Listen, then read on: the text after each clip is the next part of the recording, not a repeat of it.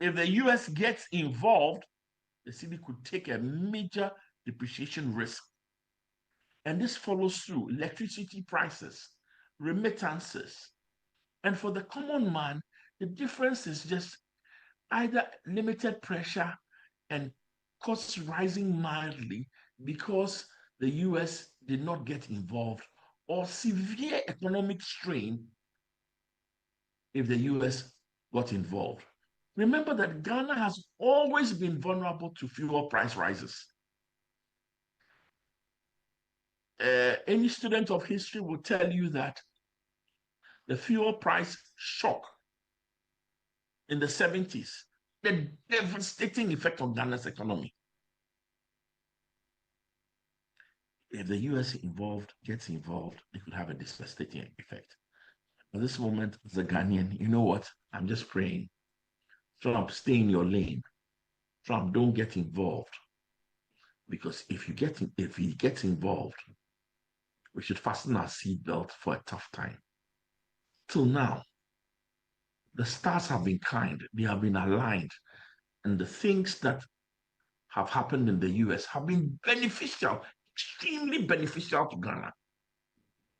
I pray that the US doesn't get involved. Otherwise, oil prices, fuel prices, transportation and food, CD exchange rate, electricity costs,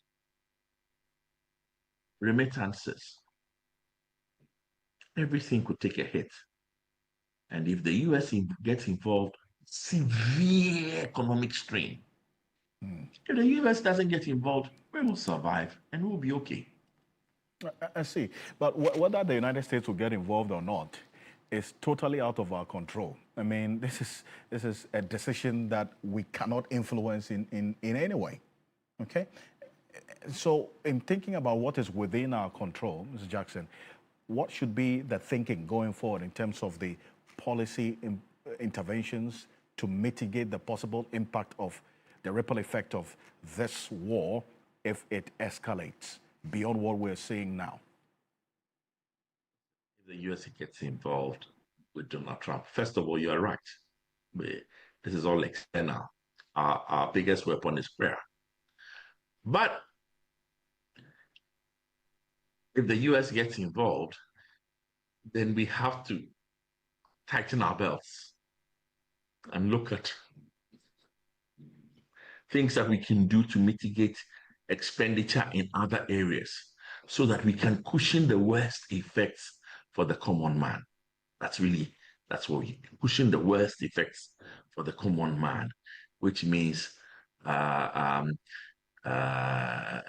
we should save money in other areas so that, for example, the electricity price rises because the cost of oil-fired production, power production go up. We should save money in other areas so that we can cushion that. We should be negotiating with the transport union so that the price rise is not as devastating as it should be. Or in all this, we should always remember Ghana has always been dependent on the price of oil. And maybe at this time, with global warming, with all that's going on, maybe this is the time to move to more electric, more solar, and accelerate the process so that we are not as dependent as we are on the price of a barrel. Right, and this is why I bring in Dr. Theo Champon, a political risk analyst as well. And Theo Champon, you hear Mr. Jackson talk about the areas that this Israel-Iran war could impact on the economy. We saw what happened in the case of the Russia-Ukraine war. That led to we defaulting on our debt, to go on a domestic debt exchange program and all the other matters as a result of the overborrowing that we saw and other related issues that played out within that particular period. Now, we're coming out. We're not out of the woods as yet as a result of all of that happened. And then we're having to deal with this latest as well, which is entirely out of our control. We're importing over $400 million of that's finished product into this country. And these two countries are strategic when it comes to the crude oil pricing on the world market as members of OPEC. From where you sit, how do you see this war, the Israel-Iran war, impacting on Ghana if it continues longer than what we are seeing now? Thank you once again. You're very right. So in the last few years, it actually started with the pandemic and then Russia, Ukraine, and the major impact that had on global food and fuel prices. And I think the parallels now with the Iran-Israel conflict is really the potential inflationary impact of that, especially if oil prices go up further through the roof. So recall that during the war, the Russia-Ukraine, at one point, oil prices went up to about $147 or so per barrel before eventually coming down as the war went on. And the concern now at the moment is that are we likely to see similar sentiments being expressed or being borne out in the oil market? And for a country like Ghana, that it actually is net oil importing, could have some major impact on inflation and some of the other sort of fiscal targets that the government has. I say, and that's the real concern here, the fiscal targets that government has. We've seen the average Brent crude projection in the 2025 budget of $74.7 there. How do you see things playing out, especially with the specific targets, the fiscal targets that you referenced? I think it really depends on the direction of the escalation, right? If things further escalate and actually becomes really bad, and let's say we see oil prices crossing the $90-$100 a barrel mark, for sure it's going to impact petrol prices at the pump. So Ghanaians are going to have to pay more for petrol, regardless of the fact that the exchange rate, the cedi, has stabilized. The point also is that, of course, we also produce some oil and export some oil, but the net effect is that we spend more importing oil than we do getting from our own entitlement of oil. So that is really, I suppose, the biggest concern. But we also do have some levers kind of domestically. So I think the 1 cedi a liter charge that the minister wanted to introduce, that has been shelved for now. We have also the price stabilization and recovery levy.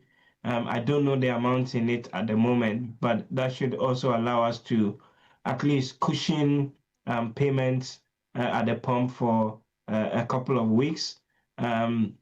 With the budget itself, the numbers or the projections are based on certain fiscal receipts coming in.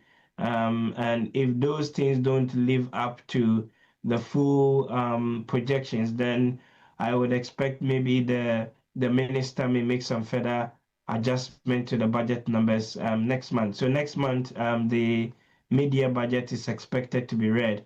And I think by that time, we would have been in a better position to actually know sort of how the early scale impact of the conflict is having on Ghana's fiscal finances. So far, it looks as though the markets have baked in the possibility of some form of resolution of the Iran-Israel conflict. And so you're not seeing oil prices spiking through the roof sharply as we saw during other episodes. But yeah, we don't know what will happen tomorrow. Dr. Theo Champon, thank you so much for joining us here on Ghana Tonight. And also to you, Ms. Joe Jackson, thank you so much. And tomorrow morning at 10 a.m., there's a big conversation here on TV3 and also on social media, TV3 Ghana on Facebook and on X, on this particular issue, the Israel-Iran war and how it could impact on Ghana, the specific sectors that government should be paying attention to. We have a number of people who are going to be joining us in studio and also virtually to have this all-important conversation. So make a date tomorrow morning at 10 a.m. to 12 noon as we table this matter for a conversation and to look at how the coming days will look like if this war continues, which is clearly out of our control. What should be the mitigating policies that government should be thinking about right now? So stay with us. Tomorrow, 10 a.m. to 12 noon, we'll have that conversation. Coming up next year on Ghana Tonight, mixed reactions are emerging from key members of the New Patriotic Party following the announcement that a flag bearer will be elected on the 31st of January 2026. We have more on this, including the official declaration of intent by the former Education Minister, Dr. Yawose Aduchum.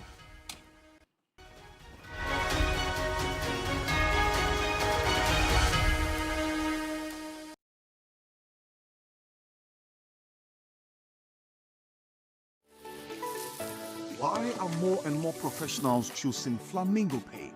As an interior decorator, I aim for that beautiful, elegant look. Flamingo paint has great hiding ability to cover and transform old walls easily with just one coat. Impressive. For me, as a professional painter, I love Flamingo paints because it just small paints that paint huge area, meaning more profit for me. Great value for money. As an architect, Flamingo paint with its well-researched and solid composition